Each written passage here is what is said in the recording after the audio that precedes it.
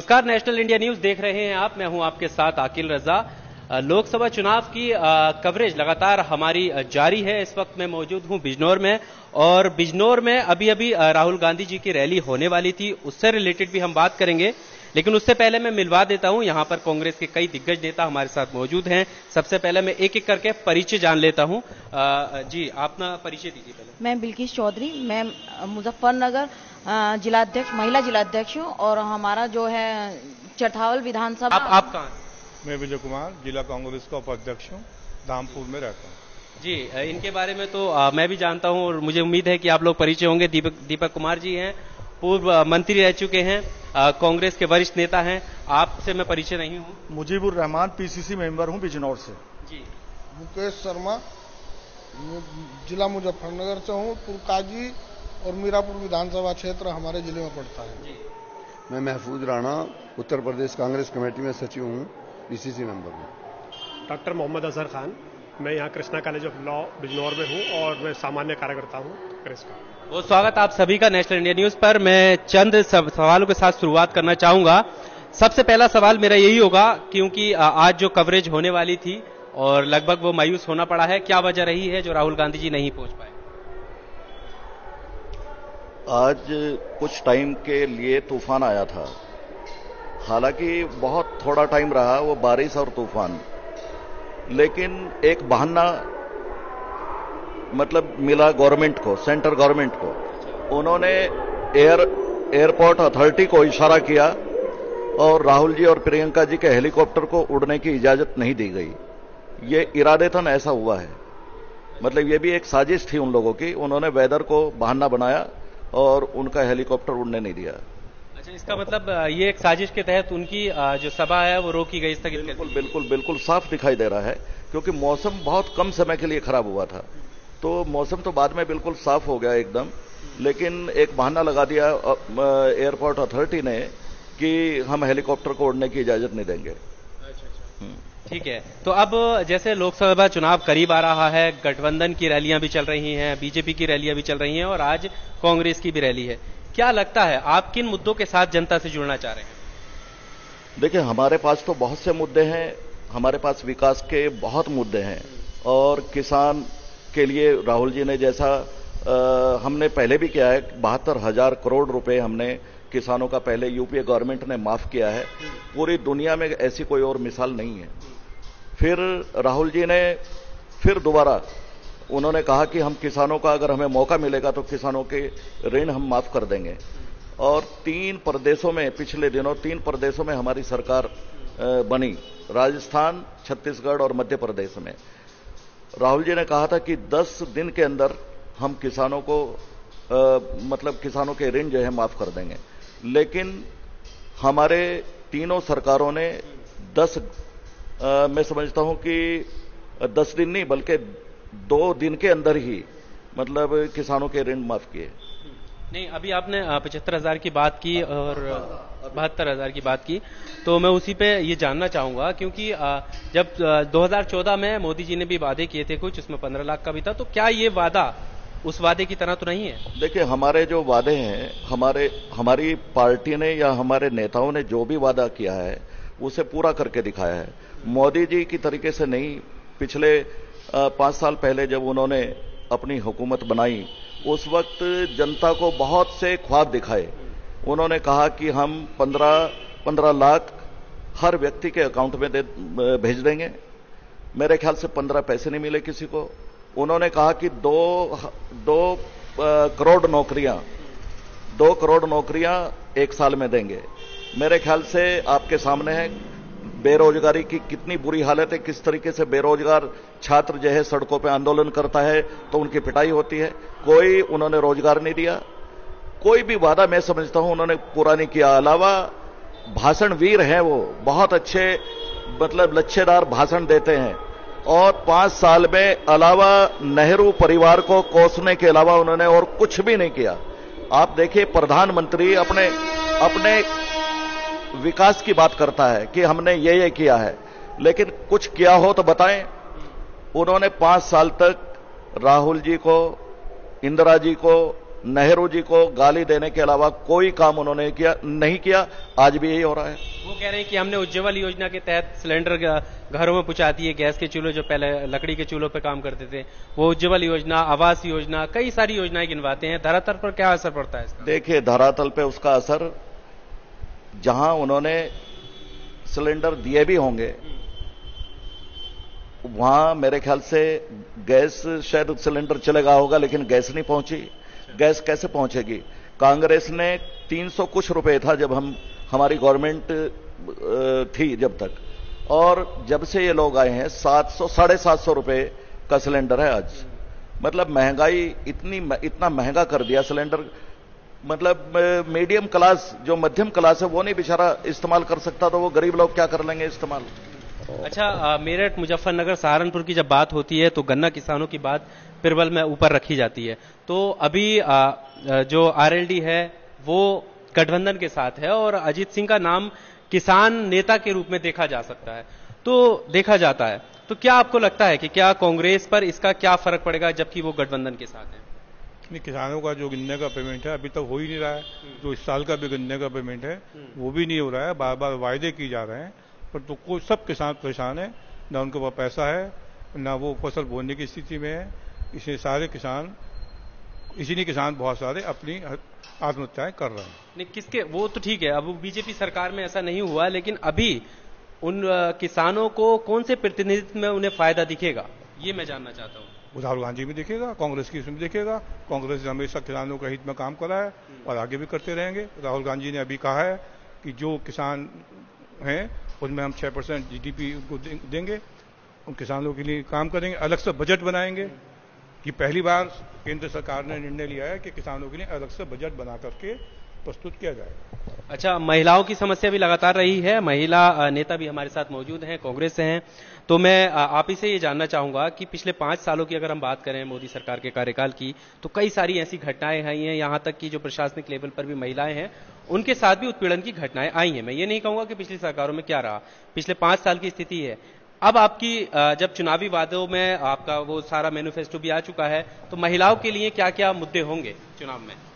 सबसे पहले तो जो मोदी सरकार ने नारा दिया था कि बहू बेटी के सम्मान में भाजपा मैदान में, उनका वो नारा पूरी तरह से खोखला साबित हुआ है। महिलाओं पे अत्याचार दिन पे दिन बढ़ते जा रहे हैं। महिलाएं जो है वो चाहे प्राइवेट सेक्टर में हो, गवर्नमेंट सेक्टर में हो, उन्हें हर जगह जो है अपमान सहना पड़ रहा है, उनका शोषण हो रहा है। और कांग्रेस सरकार ने पहले भी करके दिखाया है। माननीय हमारे पूर्व प्रधानमंत्री जी राजीव गांधी जी ने ग्राम पंचायत में जो है 50% का आरक्षण महिलाओं को दिया था, और अब भी हमारे मैनिफेस्टो में ये है कि महिलाओं को जो है 33% का आरक्षण हम लोग देंगे और महिलाओं को और सशक्त और मजबूत हम बनाएंगे। वादा तो नहीं है सिर्फ ये? नहीं, वादा नहीं है। हम जो है जुमले नहीं करते। जो जुमले करते हैं वो इसलिए इन्हें जुमला समझ रहे हैं। हमने करके भी दिखाया है। पहले भी हमने किसानों की बात करें, किसानों का भी 72,000 करोड़ रुपया जो है वो सिर्फ और सिर्फ कांग्रेस की सरकार ने जो है माफ किया था। अच्छा, अभी हाल ही में 5 राज्यों के नतीजे भी आए थे, उसे देखकर भी ये चुनाव जो है काफी इंपोर्टेंस दी जा रही है और उस लिहाज से देखा जा रहा है। चुनाव में वाकई कांग्रेस पार्टी ने दांव खेला था अपना और कामयाब वहां पर हुई है। तो क्या ये मोदी सरकार की इसे विफलता मानते हैं, इस वजह से कांग्रेस जीती है, या फिर आपकी कोई कामयाबी है?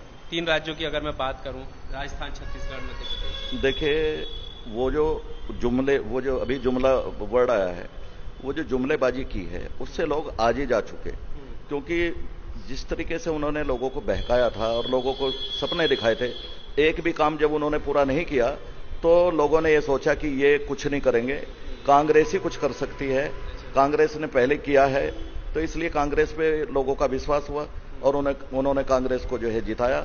फिर कांग्रेस ने भी जीतने के बाद अपने किए हुए जो वादे थे वो मैंने पहले भी कहा कि दो दिन में ही उन वादों को पूरा किया। अभी हम लोगों ने जो कहा है, राहुल जी ने जो कहा है कि 72,000 हम साल में 5 करोड़ जो गरीब परिवार हैं उनके खातों में 72,000 रुपए सालाना जमा करेंगे, तो लोगों को यकीन है कि जब ये सरकार, कांग्रेस की सरकार 72,000 करोड़ रुपए किसानों को दे सकती है, तो ये 72,000 रुपए का जो मामला है ये कांग्रेस ही कर सकती है और कोई नहीं करेगा। ये पूरी तरीके से 5 करोड़ परिवारों से 25 करोड़ लोगों पे फर्क पड़ता है इसका। तो लोगों को विश्वास है कि राहुल गांधी को अगर हम ताकत देंगे, कांग्रेस अगर सत्ता में आई तो ये वास्तव में 72,000 सालाना गरीब लोगों के, वो भी महिला के परिवार की जो महिला है उसके खाते में आएंगे। अच्छा, कांग्रेस की पकड़ को देखा जाए तो वो यूपी में काफी ज्यादा सक्रिय है। हर एक राजनेता, रैलियां भी यहां पर हो रही हैं, बाकी राज्यों में कम दिखाई दे रही है। क्या इसके पीछे गठबंधन वजह है या बीजेपी वजह है? हमारी पार्टी पिछले 5 सालों में फिरका परस्ती से पूरे देश के अंदर लड़ रही है और इसमें अकेले राहुल गांधी ही के नेतृत्व में ये कांग्रेस लड़ाई लड़ रही है, जबकि दूसरे दल जो अपने आप को सेकुलर कहलाते हैं वो कहीं ना कहीं बीजेपी के साथ मिले हुए हैं और ये लड़ाई हम अकेले लड़ रहे हैं उत्तर प्रदेश के अंदर। और जो राहुल गांधी जी ने 2022 तक के लिए प्रोग्राम तय कर दिए हैं पार्टी के लिए, हम 2022 में इन क्षेत्रीय और जातिवादी दलों को हराकर, बीजेपी को हराकर उत्तर प्रदेश में सरकार बनाएंगे। इस उद्देश्य के साथ राहुल गांधी ने प्रियंका गांधी जी, ज्योतिरादित्य सिंधिया जी को उत्तर प्रदेश का प्रभारी बनाकर भेजा है। अच्छा, अमित शाह जी कहते हैं कि वो अगले 50 साल तक राज करने वाले हैं और आप अभी बदलना चाह रहे हैं। यस। अमित शाह किस भरोसे पे ये बात कह रहे हैं? उनका इरादा यह है कि किसी तरीके से, किसी भी शाम दाम दंड भेद से अगर उनकी सरकार दोबारा बनी तो वो संविधान को ही समाप्त कर देंगे। इस देश का जो संविधान है, बाबा अंबेडकर साहब का जो संविधान है, उसे समाप्त कर देंगे। चुनाव प्रणाली को समाप्त कर देंगे। लोगों के मतों का जो अधिकार है, जिससे 5 साल में जो है लोगों को मौका मिलता है अपनी हुकूमत बदलने का, उस अधिकार को ही समाप्त कर देंगे। साफ जाहिर है उनके स्टेटमेंट से, उन्होंने इसी भरोसे की, इसी मतलब विश्वास के साथ उन्होंने कहा है कि अगर एक बार सरकार मिली तो हम ये चुनाव की प्रणाली ही बदल देंगे, संविधान को खत्म कर देंगे। तो अगर ऐसा हो गया तो ये समझिए कि फिर तो बिल्कुल हमारा देश जो है बिल्कुल समाप्त हो जाएगा। अगर वोटिंग राइट ही खत्म कर दिया, जो एक मूल अधिकार है एक व्यक्ति का, अगर उसे खत्म कर दिया तो फिर क्या रह जाएगा? ये तो तानाशाही, नादिरशाही, हिटलरशाही ये मोदी जो है ये स्थापित करना चाहते हैं, ये उनका ख्वाब है। और मैं एक बात और कहना चाहता था, हालांकि वो थोड़ा सा क्योंकि ट्रैक से उतर की बात, ये इस देश को अपने तरीके से चलाना चाह रहे हैं। राष्ट्रवाद की नई नई परिभाषाएं गढ़ रहे हैं। अच्छा, इस पे मैं सवाल पूछना चाह रहा हूं। मैं ये जानना चाह रहा था कि मोदी सरकार अभी जो भी चुनावी उनके प्रचार रहे हैं, रैलियों में उनके जो नारे हैं, वो पिछले 5 साल के कार्यकाल से ज्यादा वो राष्ट्र देश हित में वो सारी चीजें सामने आ रही हैं। जब उनके वो प्रचार का अहम मुद्दा है तो आपके प्रचार का क्या अहम मुद्दा, जनता के बीच में आपका जो सबसे पहला मुद्दा है वो क्या है? नहीं, हम ये कहेंगे, मतलब वो हम पे आरोप लगावेंगे, हम उनके आरोप का इस तरीके से जवाब देंगे। योगी जी कहते हैं मोदी की सेना, देखिए तो जनता के लिए तो वो जो मैसेज है नहीं, वो आपने देखा है जब सेना की इतनी बड़ी तौहीन की मोदी, उसने क्या नाम, योगी जी ने कहा कि मोदी सेना ने ये किया, तो सेना ने ही कितना जबरदस्त रिएक्ट किया है। उसी दिन सेना ने कहा कि हम राष्ट्र की सेना हैं, हम मोदी की सेना नहीं है। तो ये तो सेना का भी अपमान कर रहे हैं। देखिए, संवैधानिक व्यवस्थाएं, सारी संवैधानिक जो संस्थाएं हैं वो खत्म कर दी। संवैधानिक तौर पर गलत है तो कार्रवाई क्यों नहीं होती है? कार्रवाई करने वाला कौन? कैसे कार्रवाई करें? मतलब उन्होंने जितनी संस्थाएं थी, संवैधानिक संस्थाएं, उन पर सब पे कब्जा कर लिया। आपका जो ये मीडिया है, मीडिया उनके टोटल उनके कब्जे में जा चुका है। मीडिया सही स्थिति पेश नहीं करता देश के सामने। तो आज हालत बहुत खतरनाक है और इसीलिए इस निजाम को बदलना बहुत जरूरी है, वरना ये सब कुछ चौपट हो जाएगा। मुल्क हमारा बहुत खतरे में है। मैं आखिरी सवाल में पूछना चाहूंगा, मीडिया की आपने बात की। जब मीडिया वो सारी चीजें नहीं दिखा रहा है और एक तरफ उसको गोदी मीडिया, कई तरीके के नाम दे दिए गए हैं, मेन स्ट्रीम मीडिया की मैं बात कर रहा हूं, तो फिर क्यों उसका बॉयकॉट नहीं हो रहा राष्ट्रीय? आपके पार्टी के लेवल पे प्रवक्ता आपके क्यों जा रहे हैं वहां? प्रवक्ता, देखिए, लोकतंत्र में अपनी बात हर व्यक्ति को कहने का अधिकार भी है, कहना चाहता भी है। लेकिन आप देख रहे हैं जब मंच पे उनके जाते हैं तो जो संवाददाता है वही पार्टी बन जाता है, एंकर पार्टी बन जाता है। एंकर ऐसे सवाल करता है जैसे वो भाजपा का कार्यकर्ता हो। तो दुखद स्थिति है बहुत ज्यादा। देखिए, मोदी ने क्या दिया है इस देश को? मोदी ने दिया है सबसे ज्यादा, इसे नफरत में बांट दिया इस मुल्क को। ये जो मॉब लिंचिंग, ये एक सबसे बड़ी देन है उसकी, मोदी की। अगर कोई ईमानदारी से कोई अपनी बात को कहना चाहता है, अपनी बात को रखना चाहता है, अगर वो देश हित में, समाज के हित में अगर कोई बात ईमानदारी से करना चाहता है, तो भीड़ तंत्र एक ऐसा तैयार कर दिया, वो उस पर हमले करता है। वो किसी को नहीं बकस रहा, आम पब्लिक हो या पत्रकार हो या पुलिस हो। मतलब आप देखिए किस तरीके से हालात खराब हैं। अराजकता सबसे बड़ी देन है मोदी जी की। चलिए, बहुत शुक्रिया आप सभी का नेशनल इंडिया न्यूज से बात करने के लिए।